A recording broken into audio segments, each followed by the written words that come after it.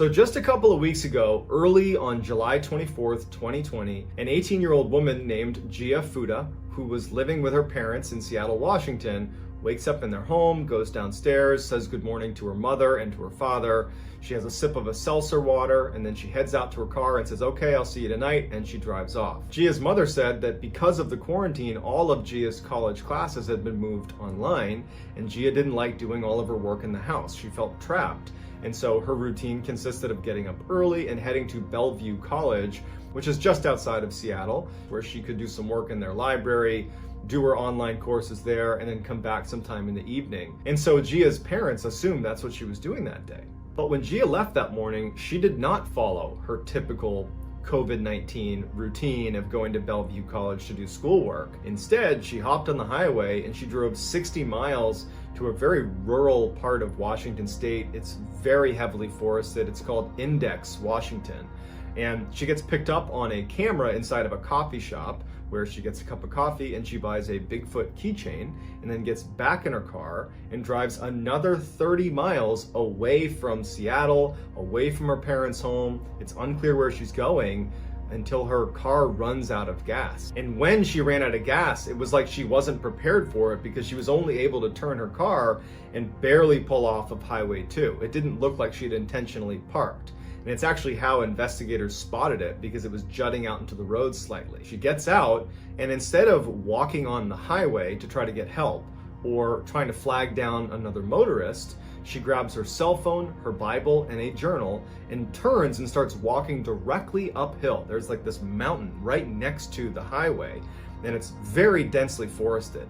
And she just starts walking straight up this mountain. It's important to note that David Paulides just recently came out with a video about this case on his Can-Am Missing Project channel. And he says that the area she stopped in is an area where at least a dozen other people have gone missing under baffling circumstances that have all been covered in the Missing 411 phenomenon. By 11:30 that night, Gia's parents were starting to get very concerned that they hadn't heard from their daughter and that she hadn't come home yet. They started texting her and calling her.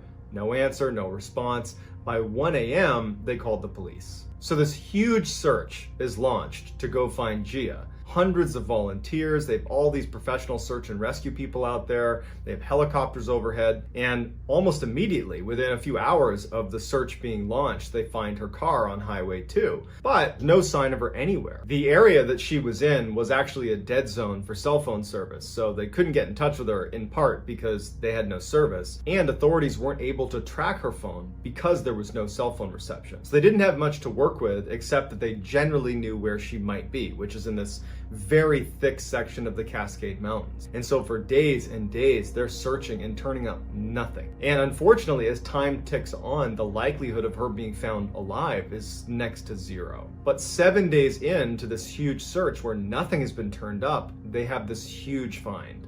A couple of the searchers that were miles away from where she had gone missing. I mean, at this point, you're 7 days into the search. You have searchers combing miles and miles of territory, and there's nothing. They've found nothing.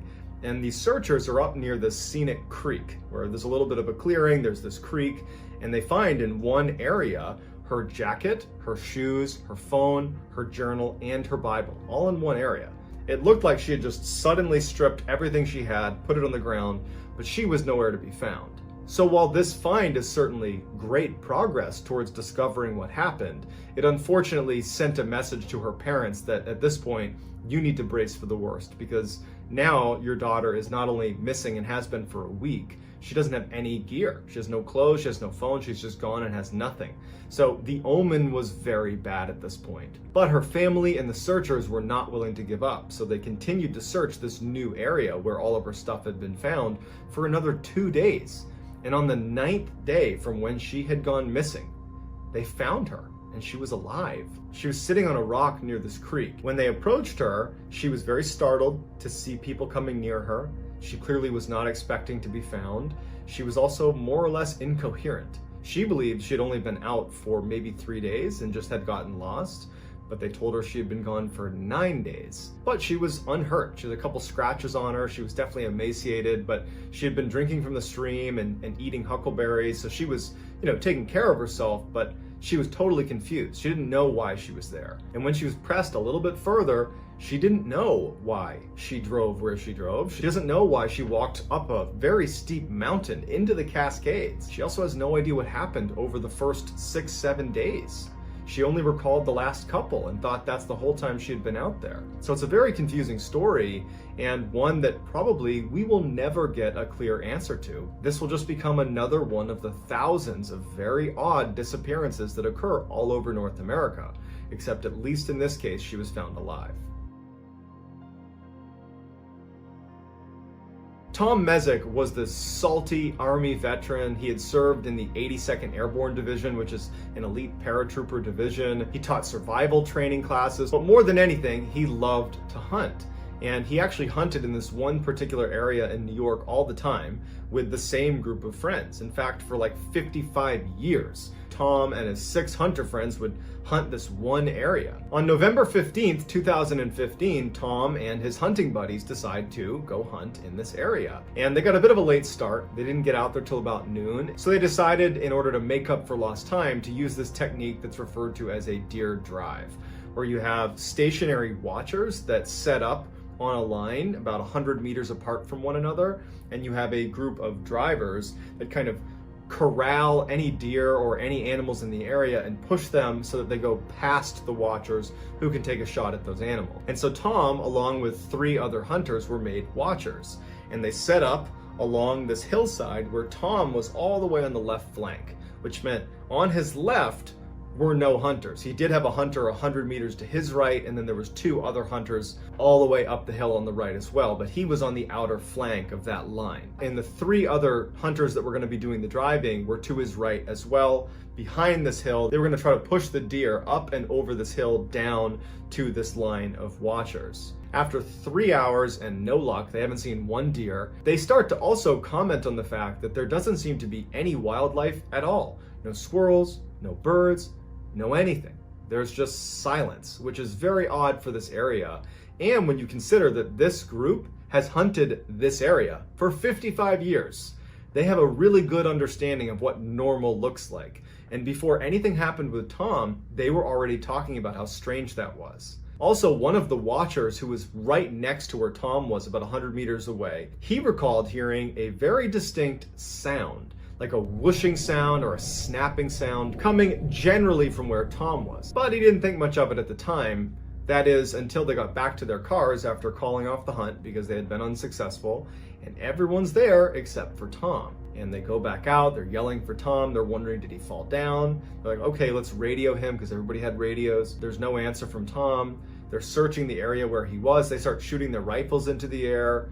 They can't find him, and they think, okay, well, we don't know what he's doing, but this guy is super competent.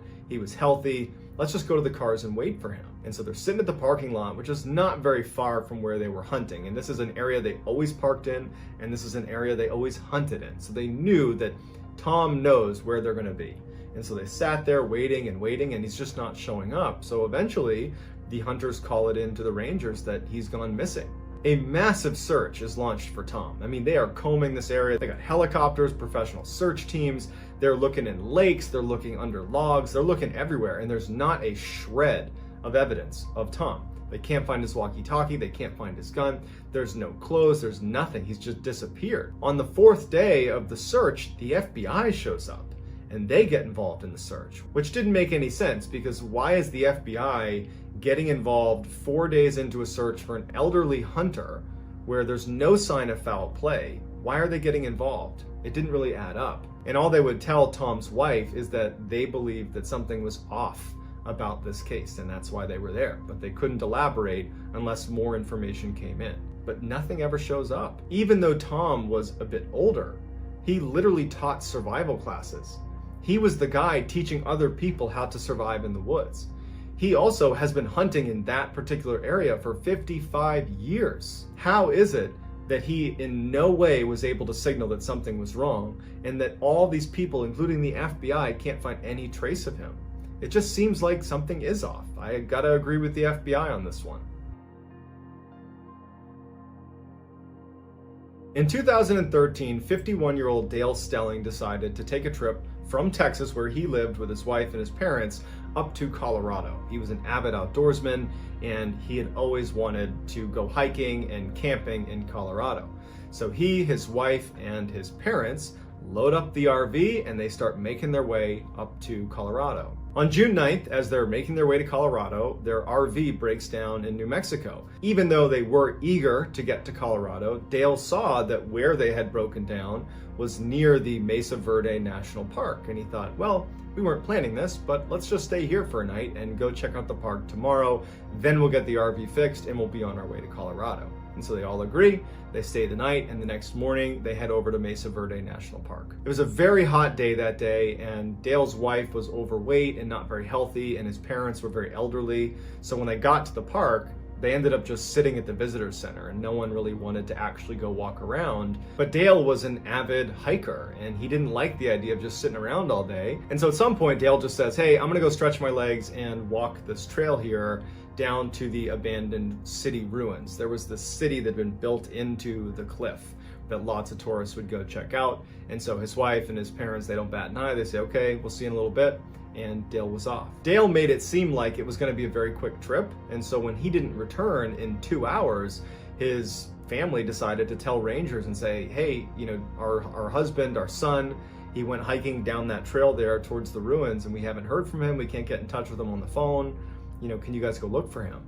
The rangers actually were not concerned at all. They said that we've never had anybody go missing for more than a few hours here. It's pretty hard to get lost.